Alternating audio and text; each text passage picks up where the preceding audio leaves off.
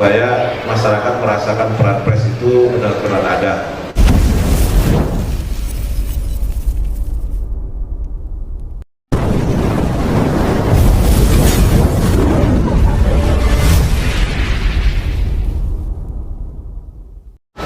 Selamat sore sahabat jaringan telusur. Saat ini kita ada di Mall Avenue Lagon. Seperti biasa, telusur solusi. Bertepatan hari ini tentunya sangat istimewa bagi kita insan pers, karena hari ini merupakan Hari Pers Nasional, ya. Dan saat ini kita sudah mengundang para narasumber, sudah bersedia hadir. Terima kasih. Selamat sore Bapak-bapak. Ya, Bapak-bapak ini merupakan insan pers, bidang pers, dan kita akan berdiskusi, ya, atau berbincang-bincang berkaitan dengan perkembangan pers, khususnya yang ada di Kota Bekasi. Dari sebelah sana, ya, ada Bapak Yanso. Gimana kabar, Pak? Ya, terima kasih, sehat. Iya, Bapak Yanso ini sebagai jurnalis sehari-harinya tentunya ada di Kota Bekasi, ya.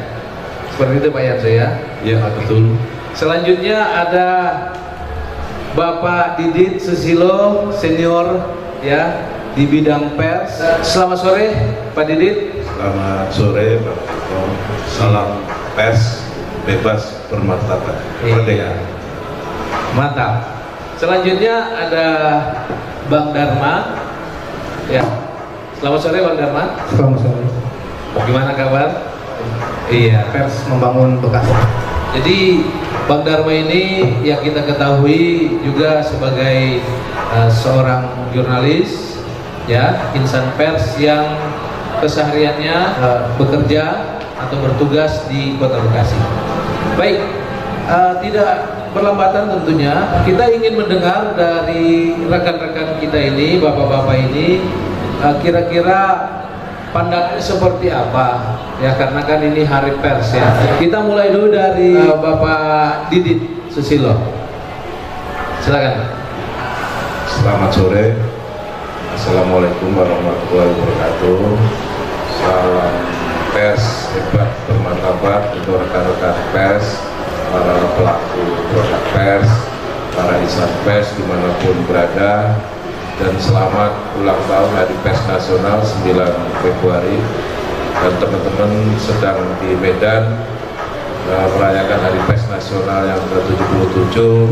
Semoga dengan tagline pers yang merdeka, demokrasi bermartabat, pers menjadi salah satu pilar demokrasi ke depan. Pers sebagai bagian dari demokrasi yang di pilar keempat.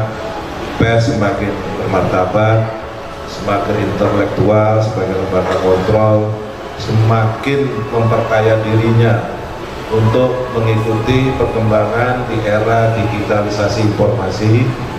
Dan saya titip pesan kepada teman-teman yang sedang di Medan, kedepannya pers harus mengikuti perkembangan zaman, dan para petinggi-petinggi pers untuk memikirkan terkait undang-undang pers, terkait dengan ketentuan undang-undang yang mengatur Dewan Pers supaya mengikuti perkembangan zaman. Karena digital informasi hari ini sudah per detik, tidak bisa hanya dengan undang-undang pers yang seyogyanya harus direvisi untuk mengikuti perkembangan digitalisasi informasi. Seperti konten kreator, konten kreatif, kreator itu masuk di bidang mana? Artinya teman-teman pers di pusat supaya dipikirkan ke depan, karena pers berbasis cetak sudah tidak bisa mengikuti zaman, dan hari ini semuanya serba digital. Nanti kalau undang-undang tentang digitalisasi informasi TV digital juga keluar, tentunya pers sudah mengarah ke daerah-daerah. Artinya di daerah digitalisasi pers dengan online, dengan radio online juga, TV-TV lokal juga online, perlu dibuat regulasi, perlu dibuatkan payung hukum yang jelas sebagai perlindungan pers itu sendiri. dan mana yang PES, produk PES, dan mana yang bukan produk PES, itu harus jelas supaya ada pembedaan kata kita di undang-undang. Semisal konten kreator, jika mana memuat kritik, jika mana memuat itu masuk di bidang mana, netizen jurnalisme masuk di mana, karena hari ini pelaku PES itu sangat konflik, sementara undang-undangnya per hari ini semakin ketinggalan Pak Leko. Jadi perlu sebuah regulasi baru, perlu revisi menyesuaikan dengan perkembangan zaman agar PES tidak terkotak dalam kotak Pandora yang sempit, hanya menyampaikan informasi-informasi yang notabene hari ini bisa dihandle oleh grup WA dan netizen jurnalisme, tapi PES yang benar-benar bisa tampil memberikan solusi solving, PES yang bisa tampil secara bermartabat dan memberi pencerahan ke depan. Dan para petinggi PES saya harapkan harusnya sudah merubah mindset, karena per hari ini PES yang sedemikian rupa dengan perkembangan zaman sudah harus regulasi yang baru. Minimal Dewan PES juga punya evaluasi ke depan, karena sudah semakin kompleks. Jadi tidak melulu pada teori mindset yang seperti kemarin-kemarin. Dewan PES itu regulasinya seperti apa, harus melindungi siapa, dan bagaimana fungsi tunggalnya karena amanat undang-undang, supaya teman-teman PES secara teori hukum terlindungi, kerja-kerja produk jurnalistiknya mempunyai payung hukum yang jelas dan punya perlindungan hukum yang jelas. Jadi tidak dikriminalisasi atas nama kepentingan-kepentingan, tidak mendapat tekanan publik karena kritisnya ketika dia menyampaikan kritis yang komprehensif. Jadi perlu dibuat kesepakatan Dewan PES dengan Kapolri terkait dengan perlindungan teman-teman wartawan. Memang sudah bagus, tapi harus diterjemahkan secara real di lapangan, harus disosialisasikan ke Polres dan Polsek, karena masih banyak di tingkat grassroots terjadi perselisihan ketika teman-teman menghadapi hukum di lapangan, PES yang seperti apa, dan bagaimana ketika produk hukumnya dianggap melanggar hukum. Jadi kesepakatan Dewan PES dengan Kapolri minimal harus tersosialisasikan secara masif di tingkat grassroots yaitu Polsek, agar teman-teman kita yang di Polri juga mengerti betul peranan dan tupoksi teman-teman dalam rangka sebagai pilar keempat demokrasi, dalam rangka mengawal pembangunan daerah dengan terus kritis, komprehensif, dan bermartabat. Selamat Hari PES Nasional yang ke-77, semoga semakin maju, semoga makin bermartabat, dan PES yang bermartabat, PES yang merdeka akan menimbulkan demokrasi juga yang bermartabat. Begitu Bang Leko. Baik, kalau untuk di Kota Bekasi sendiri Pak, kira-kira apa nih Pak Didit sebagai senior jurnalis atau wartawan kepada insan persnya dan juga kepada pemerintah gitu Pak? Pada teori penerjemahan Undang-Undang PES yaitu Undang-Undang Nomor 40, bahwa pemerintah daerah adalah mitra PES. Dalam mitra di sini adalah tupoksi sebagai penyelenggara negara adalah birokrasi, dan teman-teman adalah mitra dari birokrasi dalam rangka pengembangan informasi. Jadi kalaupun misalnya pemerintah daerah memfasilitasi teman-teman atas nama publik menyediakan anggaran APBD untuk pemberdayaan teman-teman, misalnya UKW, peningkatan kesejahteraan teman-teman, kerjasama dengan pihak ketiga, misalnya dengan pemerintah daerah, itu dibolehkan oleh undang-undang, tetapi bukan berarti PES akan terkungkung pada suatu kotak Pandora bahwa merasa bahwa pemerintah daerah sudah memberikan sesuatu kepada teman-teman, akhirnya kritisnya hilang. Di dalam jalannya pemerintahan, kritis-kritis yang komprehensif, yang by data, kritis-kritis yang komprehensif by fakta perlu disampaikan sebagai kontrol penyeimbang dalam rangka mengawal setiap pembangunan, karena setiap pembangunan itu ada anggaran Bang Lengkong, dan semua trust, artinya kepercayaan publik itu akan naik jika mana informasi dilakukan secara transparan, secara benar, dan transparansi informasi itu juga perlu karena pemerintah daerah adalah mindsetnya publik.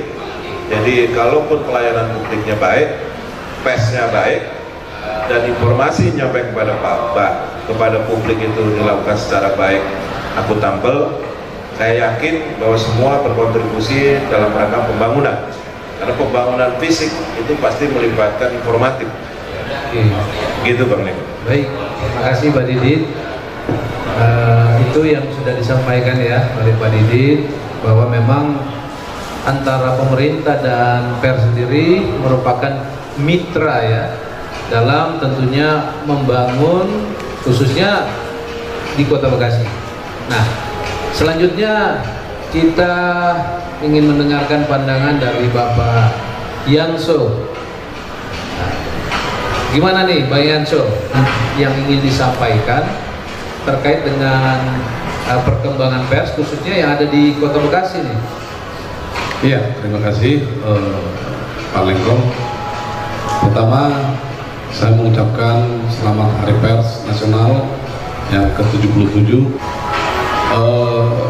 Kami menanggapi terkait perkembangan pers di Kota Bekasi khususnya, selama ini perkembangannya sangat luar biasa.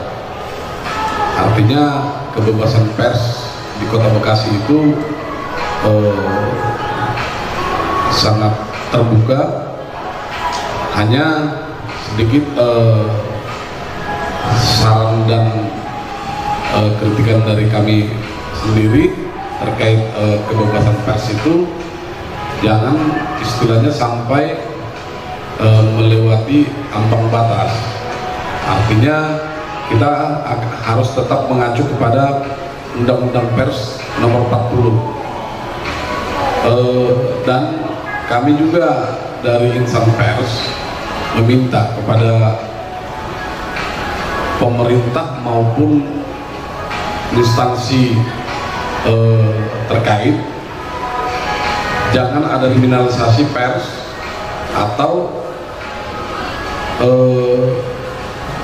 intimidasi terhadap pers, karena fungsi daripada pers itu sendiri merupakan penyampaian informasi terkait pembangunan atau apapun yang terjadi di Kota Bekasi kepada masyarakat. Dan ini yang kami harapkan, mudah-mudahan di Hari Pers Nasional ini pers di Kota Bekasi semakin jaya, semakin bermartabat, dan tetap solid. Begitu. Ya, terima kasih Pak Yanso. Nah, nanti akan bertanya, tapi kita dengar dulu dari Bang Dharma, pandangannya seperti apa terkait dengan perkembangan pers di Kota Bekasi. Oke, selamat sore, assalamualaikum warahmatullahi wabarakatuh. Sebelumnya saya mengucapkan selamat Hari Pers Nasional ya, yang ke-77. Semoga pers bisa membangun bangsa, khususnya juga di Kota Bekasi ini. Jadi secara pers kan sebagai bagian dari desain maker ya, pembangunan. Artinya dari segi penulisan pun bisa memberikan satu kritikan dan masukan gitu ya, sehingga bisa dijadikan sebagai referensi ya, khusus mungkin pemerintah gitu. Nah, pers juga kan kita sudah payung hukum yang dilindungi undang-undang pers tersebut ya. Namun saya menambahkan sedikit dan kritikan mungkin kepada pemerintah daerah kan, yang belum memberikan semacam keterbukaan informasi publik gitu kan. Ada hal mungkin yang pernah kita pertanyakan sampai saat ini juga belum dijawab mungkin gitu. Nah, harapan saya sih ke depan kita menyampaikan aspirasi ya di hari pers ini kan, mudah-mudahan keterbukaan informasi dari pemerintah ya kan, itu bisa sampai ke kami gitu ya. Gitu. Nah mungkin itu sebagai tambahan masukan kedepannya sinergi antara pemerintah dengan pers semakin dibangun, dan juga sebagai tadi decision maker ya mungkin ya, karena kan kita masuk bagian dalam 4 pilar tersebut. Terima kasih. Baik, nah menarik ini Pak Didit, kalau terkait dengan pemerintah Kota Bekasi dalam menyampaikan informasi, karena kan berkaitan dengan keterbukaan informasi publik, Pak Didit memandangnya seperti apa Pak? Karena kan memang sudah menjadi satu kewajiban ya untuk menyampaikan terkait dengan informasi daripada perkembangan pembangunan atau pemerintahan yang ada di Kota Bekasi. Sebetulnya semua sudah diatur dalam KIP. KIP itu adalah Komisi Informasi Publik. Jadi kalau pemerintah daerah sebagai PPID penyampai informasi sudah diatur dengan nomenklatur tertentu. Jadi kalau teman-teman misalnya terjadi konflik interest antara pemerintah daerah terkait dengan pemerintahan atau meminta informasi tertentu, memang repotnya kalau di birokrasi jawaban-jawaban tertulis atau resmi itu tidak segera, jadi dibatasi misalnya 14 hari kerja. Sementara teman-teman kan maunya misalnya meminta hari ini harus ada jawaban itu, karena ini menyangkut aturan nomenklatur di PPID sendiri. Hal-hal yang seperti ini sebetulnya bisa dikomunikasikan, dan ketika humas itu mengerti satu persepsi dalam sudut pandang, yaitu mindset bahwa semuanya itu dilakukan adalah untuk publik.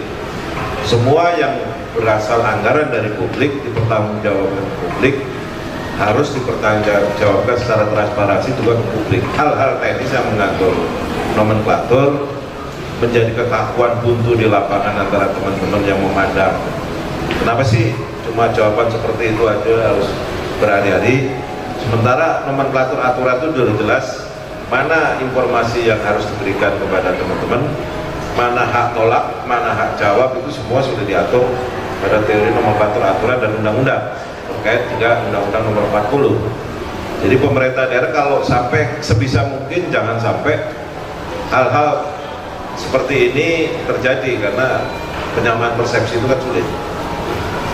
Tapi minimal kan Kota Bekasi itu sudah smart city, artinya smart city sudah semua tersajikan secara digitalisasi, semua sudah online, semua sudah bisa dibuka di website yang disajikan oleh pemerintah Bekasi. Tetapi misalnya saja Kota Bogor itu sudah bisa memuat APBD secara semua, nggak cuma gelondongan itu di website mereka. Jadi publik, teman-teman pers itu disajikan informasi yang benar-benar real, benar-benar ada dalam website itu. Jadi tinggal buka, misalnya anggaran A, anggaran B, anggaran C sudah ada secara transparan, dan tidak usah meminta sesuatu ke Pemda, tinggal teman-teman kali informasi ya, itu.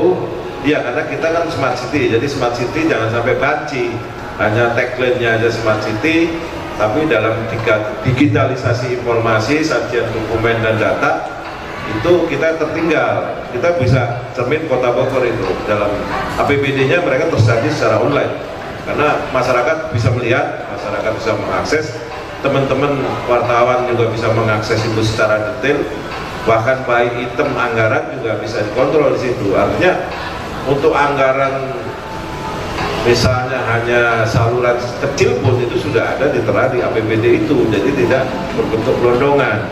Itu sebagai maksudnya semua yang bersumber dari APBD itu harus transparansi, harus disampaikan ke publik sebagai kontrol. Itu memang yang perlu ke depan kita dorong, termasuk informasi-informasi misalnya rilis humas. Tidak perlu mengumpulkan teman-teman, tinggal kan sudah by online, tinggal teman-teman mengedit, menyampaikan itu karena berbentuk kerjasama seperti apa, dan tidak harus copy paste, bisa saja digali dalam rilis itu. Misalnya si A menyampaikan si B, bisa disonding dengan si C, si D, si E, supaya ada pengembangan informasi. pada wilayah dan wilayah lain. Jadi nggak melulu misalnya kita produk UMKM dengan anggaran sekian, praktek di lapangannya sekian.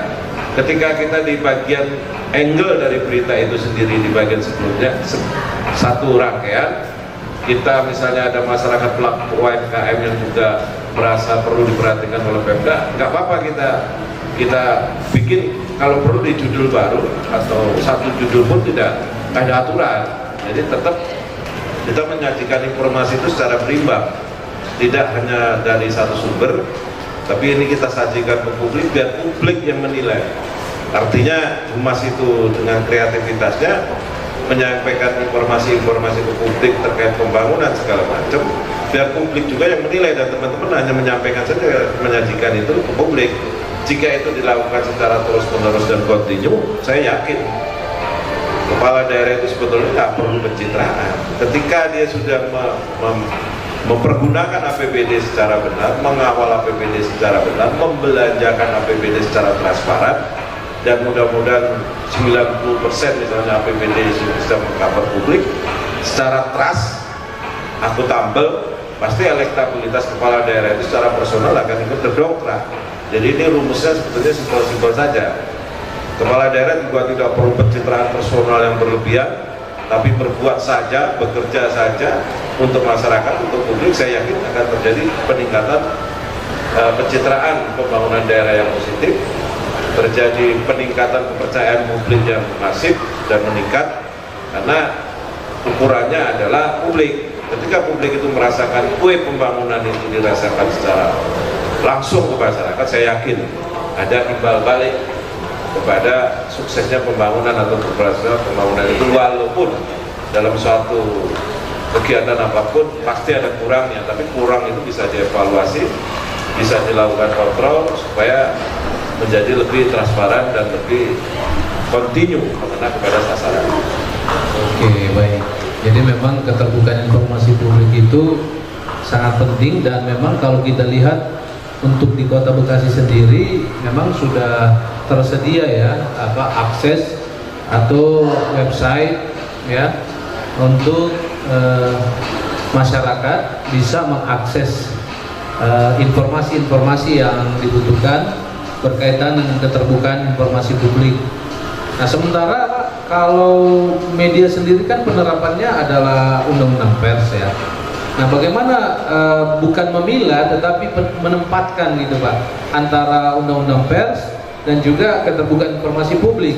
Nah, ini kan harus mendudukkan secara bijak gitu Pak.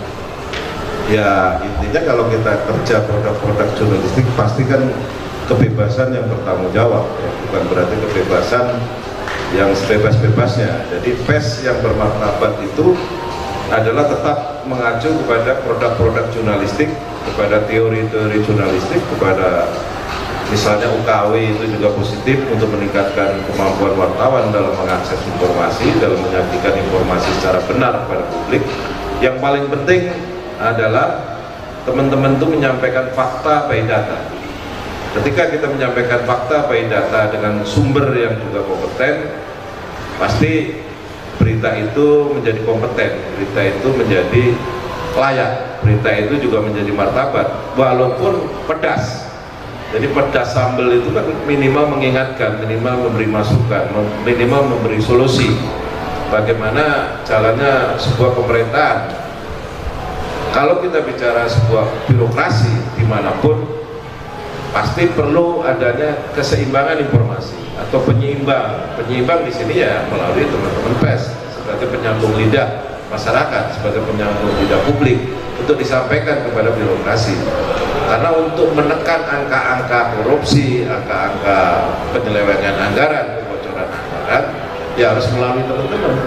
Bagaimana itu bisa melakukan kritik yang membangun, kritik yang by data, tidak fitnah, tidak hoax, tetapi bertanggung jawab.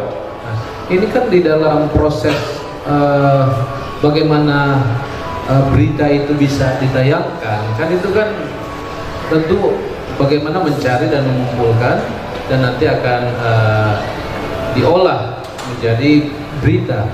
Nah, itu kan kadang kalau kita melihat ya Pak ya, ketika seorang wartawan datang ke satu instansi, nah kan wartawan itu menjalankan sesuai dengan undang-undang pers, Pak. Nah, sementara kan datang menemui PPID, Pak. Nah, penerapannya keterbukaan informasi publik, KIP ya. Nah, itu seperti apa, Pak, menyikapinya? Jadi kalau di lapangan, teknis di lapangan penyajian berita, jadi tidak harus ada narasumber dari narasumber primer. Misalnya kita pengen menggali informasi terkait anggaran A kepada PPD dinas tertentu misalnya. Jadi kalau kita, yang paling penting adalah kita sudah berusaha mengkonfirmasi ke PPID dengan jawaban apapun, termasuk karena mereka juga punya hak tolak, Bang Lengkong. Yang paling penting mereka punya hak tolak, kita punya hak tulis 1 kali 24 jam. Itu gimana itu, Pak? Ya kita tinggal olah saja ketika itu sebuah fakta kebenaran dan perlu kita sampaikan.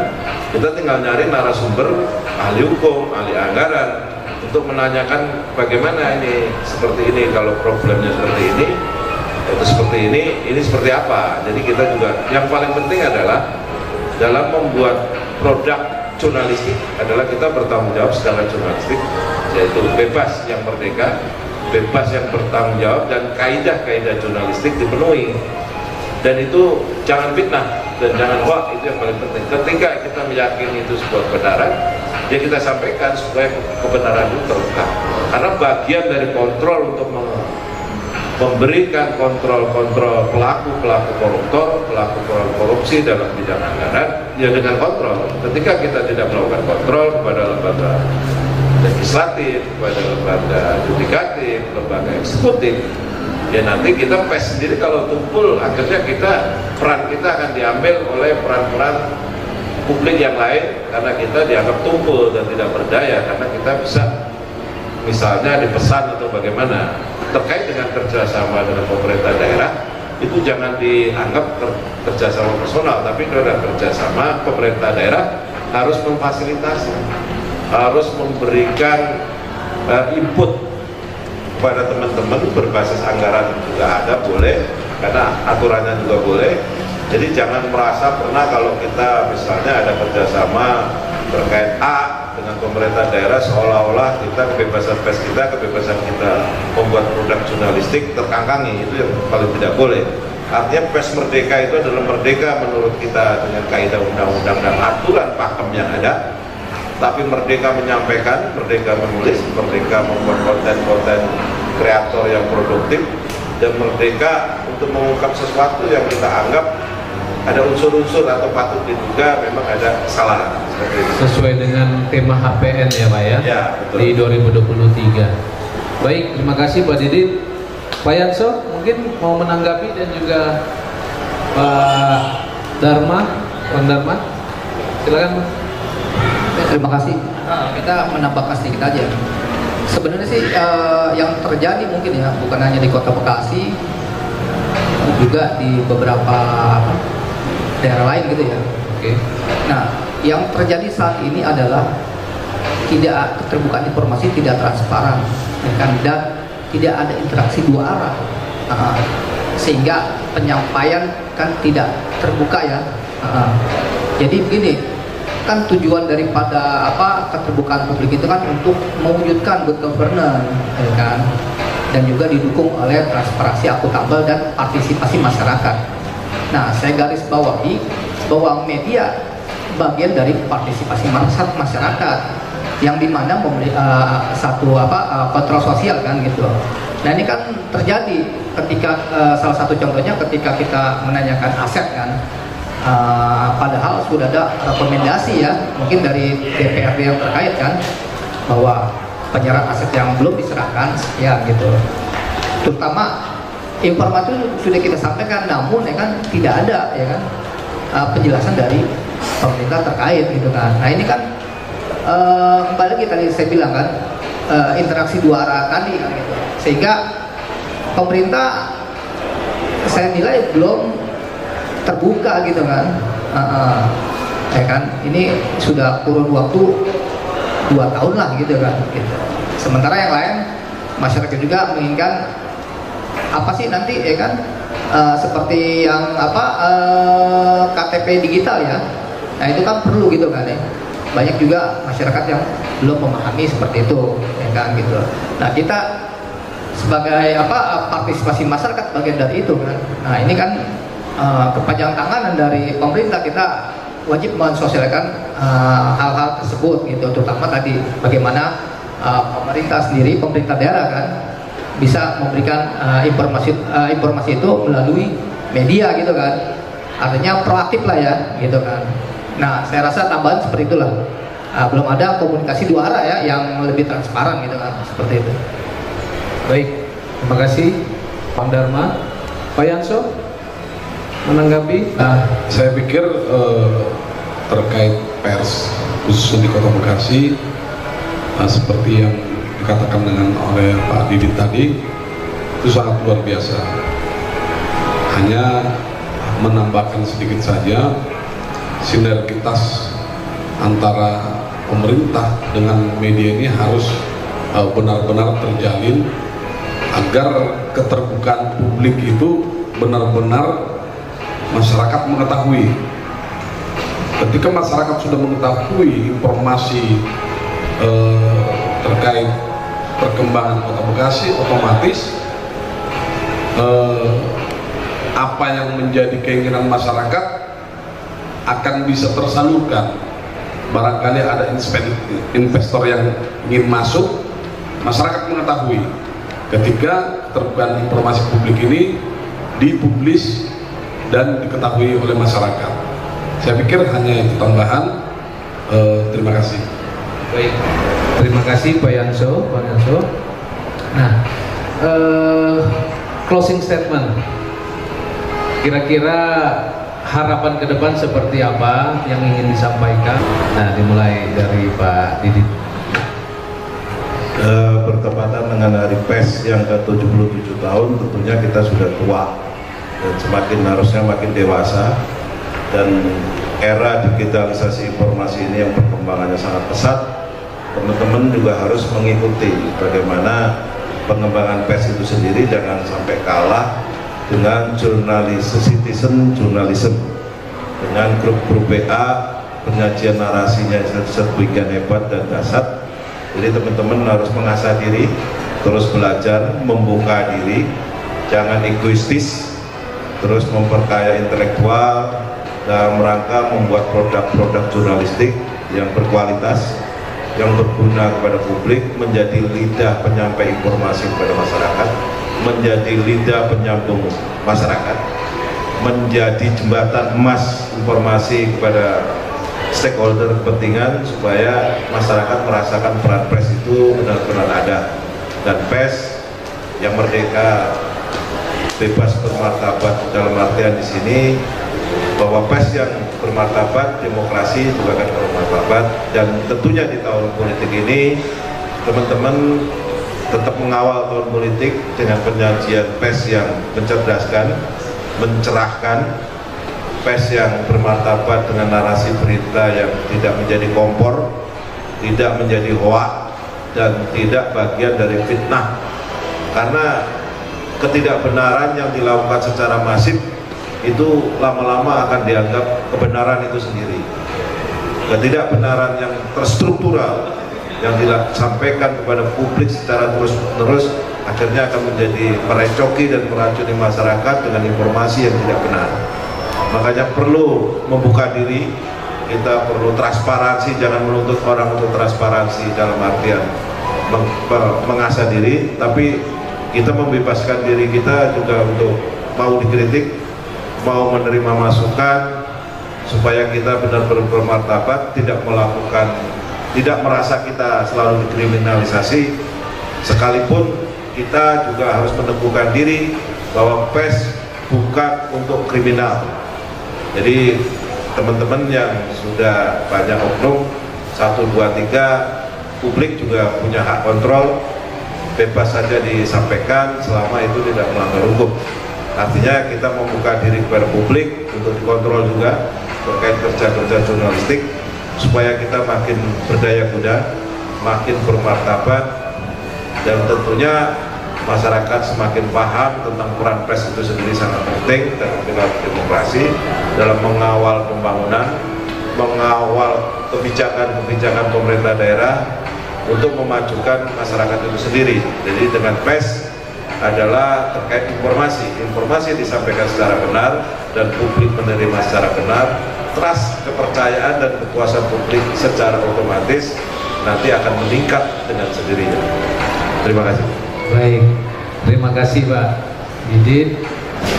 Pak Yanso, terakhir closing statement selanjutnya oleh Bang Darma. Berharap teman-teman pers ini menjaga solidaritas, kekompakan, dan himbauan juga kepada pemerintah jangan mengkriminalisasi pers. Dan buat teman-teman pers, mari sajikan pemberitaan yang benar, tajam dan terpercaya. Demikian. Terima kasih Pak Yanso. Bang Darma, closing statement. Ya, saya cukup kata kuncinya 3 ini aja ya. Jadi pers membangun Bekasi. Nah itu. Pers Membangun Bekasi ya. Oke, siap. Bapak-bapak ya, terima kasih Pak Didit, Pak Yanso, dan juga Pak Darma. Sahabat jaringan telusur, demikian bincang-bincang kami pada sore hari. Kita berada di Mall Avenue Lagon, dan apa yang sudah kita bahas, ya inilah bincang-bincang kita terkait dengan HPN 2023 dengan tema pers bebas, demokrasi bermartabat. Semoga ke depan pers, insan pers, masyarakat pers di Indonesia semakin jaya, semakin sejahtera, dan semakin lebih baik lagi. Salam sehat dari kita semua. Sampai ketemu lagi.